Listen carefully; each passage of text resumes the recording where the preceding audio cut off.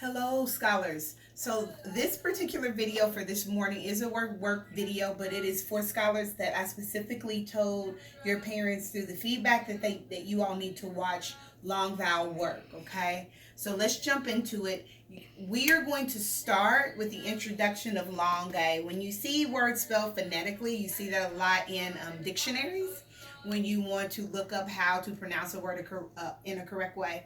They'll have a little breakdown beside that word, and you'll see this line at the top that lets you know that this vowel is going to speak a long sound.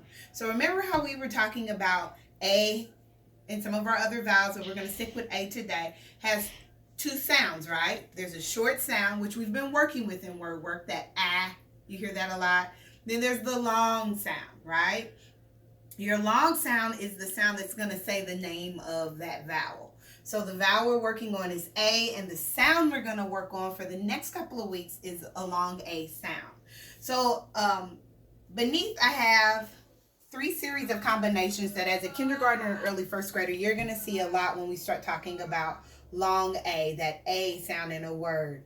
2 of the combinations you're going to see in the middle end of words a lot. And that's these 2. This one in here you're going to see at the end mostly, but you'll sometimes see it in the middle of word chunks as well. So each one of these series or combinations speaks the name of the first vowel that's present. So the rule for this is when 2 vowels go walking, the first vowel does the talking. Now usually that rule is associated with vowel pairs, okay? So these 2 are considered pairs. This one's a little bit different, and I know you're looking at it like, there's a space that lies here, right? So what happens is when we're working on our regular vowel, consonant, vowel patterns in words, right? If I do rat, that's our consonant, vowel, consonant, right? Because R and T are consonants and A is a vowel. This pattern's a little different because it's going to give you that extra E at the end. That E is what's going to train this A to say a different sound, okay? So this E, we call it super E. There's also a really great video on YouTube about super E. Parents, if you want to put your scholars on right after this to watch, it's a fun little song. But this E is going to leap over tall buildings, as the song says, and it's going to tell this A to say its name. So when I go to read it, it's going to say A. And then this vowel, the super E here, is a silent vowel. Okay, so it's not going to make a sound. All right, so let's try again. 8. All right, so these are some of the things that we're going to look at and practice as we go along the way. But that is why this one looks a little bit different than these. This is a consonant, vowel, consonant with the additional vowel at the end for that silent vowel piece. AI is one that you're going to hear or see a lot in the middle of pairs of words. It says A. AY is a combination that also says A. And then A with the super E is going to say A. All right. I have some pictures down here in front of me. We're going to kind of sort through these pictures, place them in the correct place, and then do some word work. If you have a notebook, that'd be great for you to have right now because you can do a quick sketch and then go ahead and practice writing that word along with me. By the end of this footage, you guys should pretty much be finished with work for today. So let's start with this picture. It's a little person and there's a speech bubble. They're saying hi. So this picture is say, and I'm going to stick it here. Say. All right, here I go. Get my marker together. Say. And then my AY combination is going to give me the A. Say. Okay. All right, let me see. I have some more here.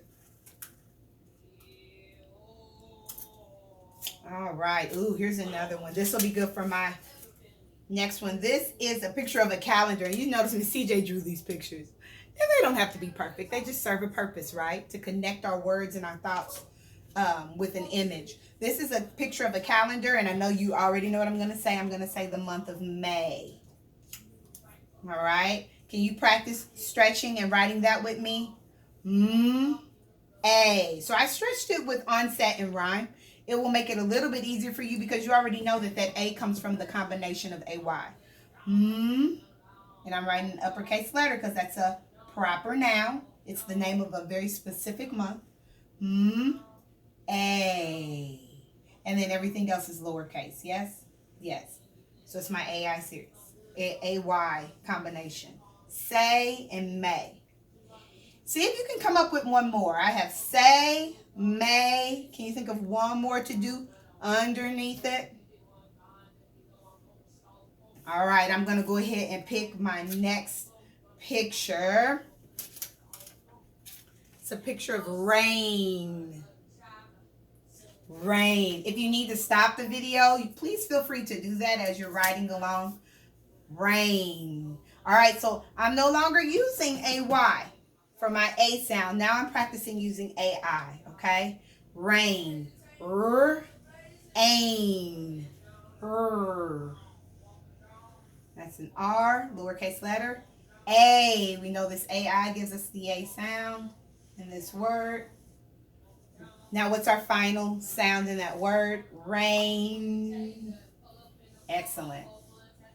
Perfect. All right, let's try another one. This is a funny picture to me. Pain. See the little Band-Aid on the knee? Maybe I should put some little marks on it. Ouch. Pain. All right, I'm going to stick it here. All right, friends. I probably should have just used my magnets, huh? All right, pain. Let's segment the onset from the rhyme.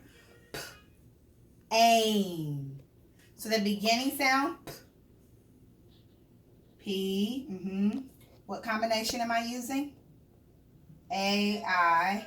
And what's our final sound? Pain.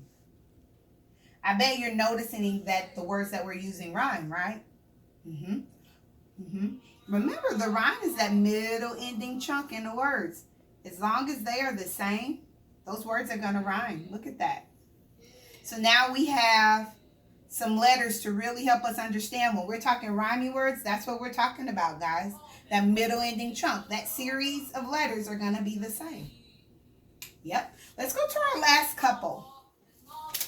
It's another funny one. Tape. I drew a little tape dispenser. It kind of looks the same. Tape. So now we're going to get to our more complex writing here. Are you ready? Tape. Let's go ahead and segment onset from rhyme. Ape. What do we hear? Ape. Ape. Nice job. And so this is where this comes in. Here's my A. And then my silent E. You're probably wondering, what's this sound, right? Let's do it again. Ape. What do you hear? And that is what you're putting here. Remember, you want that E at the end only so it can let the A know it needs to say its name. If we take the E away, it changes that word to tap. And that's not what that picture represents, is it? The silent E is what makes it say tape. All right, let's do our last picture. And it is a picture of a cape. All right, like Batman wears a cape. All right, let's segment. Ape. What do we hear at the beginning? That's right. Your C. Ape. If we leave it C-A-P, then it's just cap. We need to make sure that we add the magic E. That super E or that magic E. We call it many different things, super or magic, but its job is to influence A to speak up and say its name. So that is cape. Those are our 3 vowel combinations that we're going to be working on for the next few weeks. In and out. Remember, AI says A, AY says A, CVC with a super E says A, and we are going to continue word building. You guys are going to start seeing some of these things show up in your reading. So make sure you do lots of practice with this. I asked you to give me an extra one for AY. See if you can go ahead and stretch yourself and give me another word for AI and AE over here. Okay? All right, guys. See you later.